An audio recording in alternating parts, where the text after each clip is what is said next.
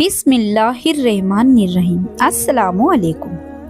عورت کے 4 ایسے گناہ ہیں جو کہ اسے جہنم میں لے کر جائیں گے۔ تو میری پیاری بہنوں، ماں اور بیٹیوں، آج کا یہ بیان نہ کسی کو نیچا دکھانے کے لیے ہے اور نہ ہی ڈر پھیلانے کے لیے، بلکہ اپنے اور آپ کی آخرت کو سدھارنے کے لیے ہے۔ کبھی آپ نے سوچا ہے آج ہماری زندگی یہیں ختم ہو جائے تو کیا ہم اللہ کے سامنے جواب دینے کے قابل ہوں گے؟ رسول اللہ صلی اللہ علیہ وسلم نے فرمایا، میں نے جہنم میں زیادہ عورتوں کو دیکھا ہے۔ اس حدیث کو سن کر ہمیں ڈرنا نہیں چاہیے، بلکہ اپنے عمل کو دیکھنے کی ضرورت ہے۔ رسول اللہ صلی اللہ علیہ وسلم نے وہ بہت زیادہ گنہگار عورتیں تھیں۔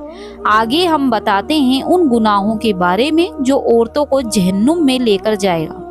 گناہ نمبر 1 ہے زبان کا غلط استعمال۔ تو میری بہنوں، اکثر عورتیں یہ سمجھتی ہیں کہ ہم نے تو بس بات کی، لیکن اسلام میں ہر بات کی جواب دہی ہے۔ مصیبت، چغلی، تانے، بد دعائیں، یہ سب زبان کے ایسے گناہ ہیں جو دھیرے دھیرے دل کو کالا کر دیتے ہیں۔ رسول اللہ صلی اللہ علیہ وسلم نے فرمایا، آدمی ایک ایسا لفظ بول دیتا ہے جس کی وجہ سے وہ جہنم میں بہت دور جا کر گرتا ہے۔ یاد رکھیے، جس زبان سے ہم دوسروں کا دل توڑتے ہیں، اسی زبان سے قیامت کے دن ہم اللہ کی رحمت کے لیے بھیک مانگیں گے۔ تو سوچئے، کیا یہ زبان ہمیں بچا پائے گی؟ بالکل بھی نہیں، یہ زبان ہمیں نہیں بچا پائے گی۔ اسی لیے ہمیں اپنی زبان کو پابندی میں رکھنا چاہیے اور دوسروں کی غیبت، چغلی اور برائی سے بچنا چاہیے۔ گناہ نمبر 2 ہے نماز میں لاپرواہی۔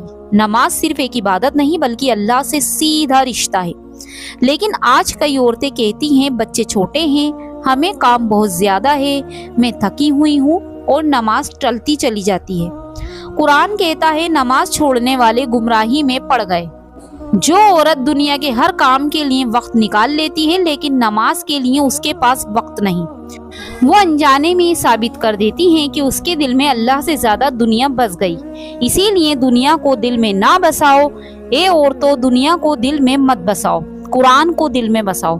تم روزانہ قرآن کی تلاوت کرو اور نماز پڑھو اور سب کے حق میں اچھی دعائیں کرو۔ آگے بڑھتے ہیں ہم اس گناہ کی اور جو بہت بڑے گناہ ہیں۔ گناہ نمبر 3 ہے شوہر کی ناشکری۔ تو میری بہنوں، شوہر اور بیوی کا رشتہ بہت نازک ہے۔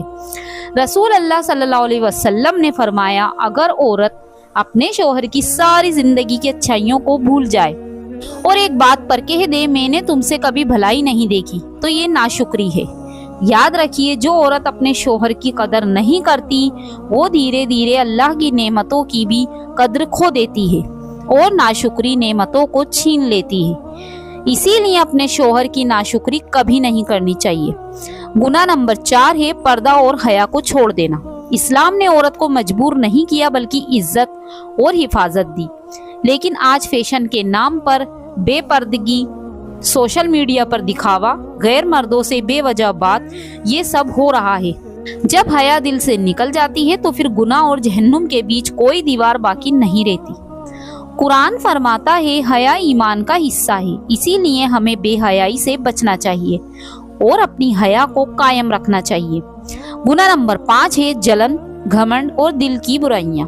یہ وہ گناہ ہیں جو دکھائی نہیں دیتے لیکن اللہ کی نظر میں سب سے خطرناک ہیں۔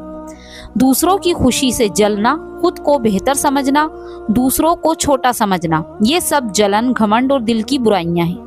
یاد رکھیے، جس دل میں جلن اور گھمنڈ گھر کر لیتی ہے، دل نہ تو سکون پاتا ہے اور نہ ہی اللہ کی رحمت۔